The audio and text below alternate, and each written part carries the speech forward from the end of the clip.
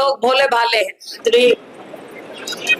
श्री प्रहलाद सिंह जी गेलाखेड़ा पूर्व CPS, श्री बलवान सिंह जी दौलतपुरिया पूर्व विधायक, श्री कुलबीर जी बेनीवाल पूर्व विधायक, अरमा जी हमारे साथी, माफी चाहूंगी, AICC के हमारे सेक्रेटरी डॉक्टर विनीत पूनिया जी, जुगलाल जी टुटेजा, डॉक्टर वीरेंद्र सिबाच जी, सुरेंद्र लेगा जी, चंद्रमोहन जी पोटलिया, आम आदमी पार्टी से भाई लजी, सुभाष बिश्नोई जी, यहाँ उपस्थित मेरे सभी सम्मानित साथियों, मेरे बुजुर्गों, मेरी प्यारी बहनों और नौजवान साथियों, हमने बहुत राजनीति के मौसम देखे हैं और मैं सिर्फ गर्मी या सर्दी की बात नहीं कर रही, मैं राजनीतिक मौसम की बात कर रही। 10 साल से जो आपने देखा है ऐसा शायद कभी इतिहास में नहीं देखा होगा। आपने सन 84 के बाद भारतीय जनता पार्टी को, मोदी जी को ऐतिहासिक मैंडेट दिया कार चलाने का, इतना भारी बहुमत दिया, एक बार नहीं 2 बार।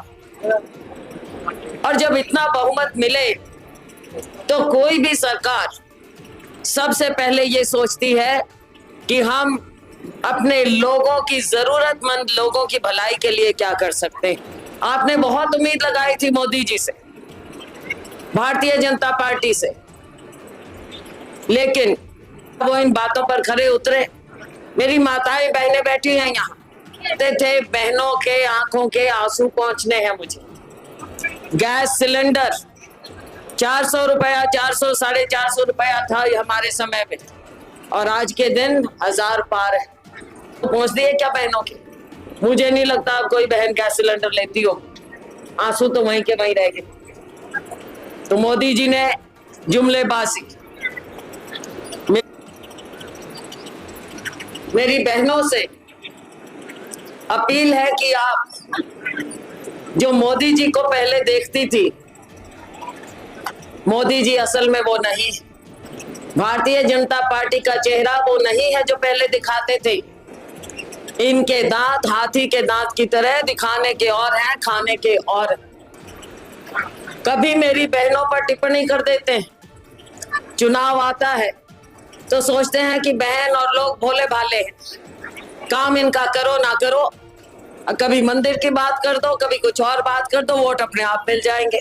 लेकिन भाई वही फॉर्मूला बार बार नहीं चला करता। अब मेरी बहनों को सोचना पड़ेगा। मोदी जी के पास जब कोई मुद्दा ही नहीं बचा तो बहनों का मान सम्मान करना तो दूर, बहनों के मंगलसूत्र तक पे टिप्पणी करने लगे। वोट नहीं मांग सकते, लोगों में भ्रम जरूर फैला सकते हैं। कभी मंदिर, रामचंद्र जी का नाम, भगवान राम का नाम बता दो। हम तो आज भी जब एक दूसरे से मिलते हैं तो राम राम करते हैं कि नहीं? राम राम ही क्या करें भाई, जय राम जी की या राम राम ही करते हैं। बात ने तो नहीं सिखाया आपको राम राम करना, हमारे दादे परदादे भी किया करते थे, हमारी दादी नानी भी किया करती थी, धोख लगाया करती थी, मंदिर में राम का नाम लिया करती थी।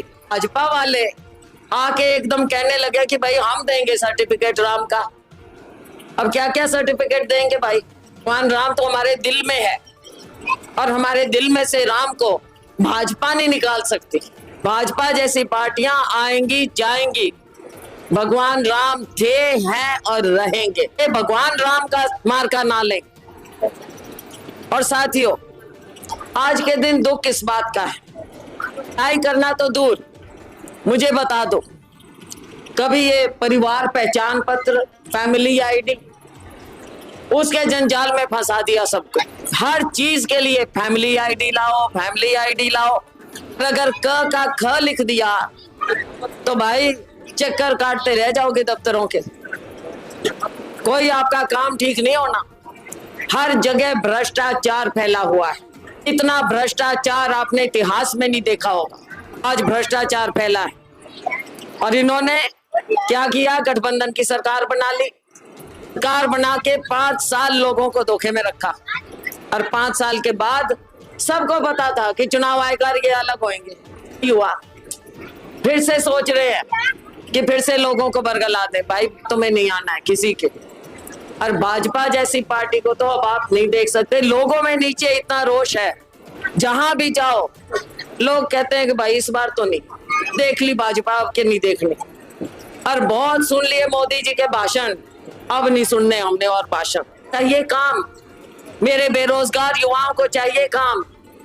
कोई रोजगार नजर नहीं आता, नौकरियां निकलती नहीं, बैकलॉग खत्म नहीं किया जाता, कहां से मिलेंगी? निजी क्षेत्र खत्म कर दिया है, अपने 4 धनाढ्य साथियों को सारा देश बेच दिया है। 1% लोगों के हाथ में देश की 40% संपत्ति दे दी। तो साथियों भला नहीं हो सकता गरीबों का? किसानों ने तो भुगत लिया। पिछली बार वो 4-6 हजार रुपए क्या मिलके सोचा किसानों ने कि भाई हमारी भले ये मोदी करेगा।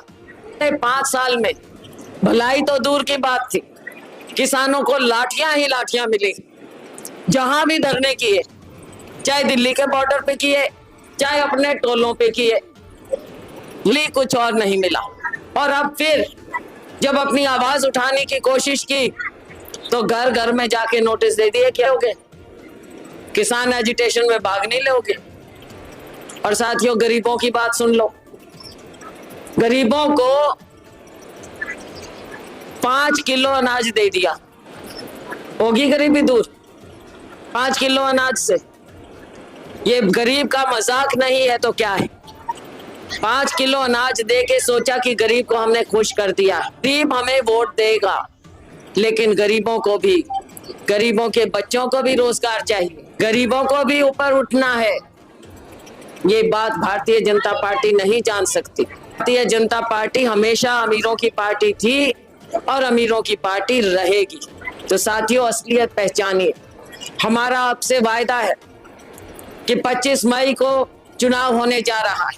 आप सबसे गुजारिश है कि मुझे आप जानते हैं, हमारे सभी नेताओं को आप जानते हैं। आज हम सभी आपके दरबार में वोट मांगने आए और आप मुझे कांग्रेस पार्टी को कहकर, सरेआम कहकर कि शैलजा को वापस यहाँ भेजो, आपने मुझे बुलाया है। मैं आपकी बहुत बहुत दिल से आभारी हूँ, शुक्रगुजार। और साथियों 25 को जब आप वोट डालोगे, आप याद रखना कि आपका वोट हमारे गठबंधन की सरकार बनाएगा।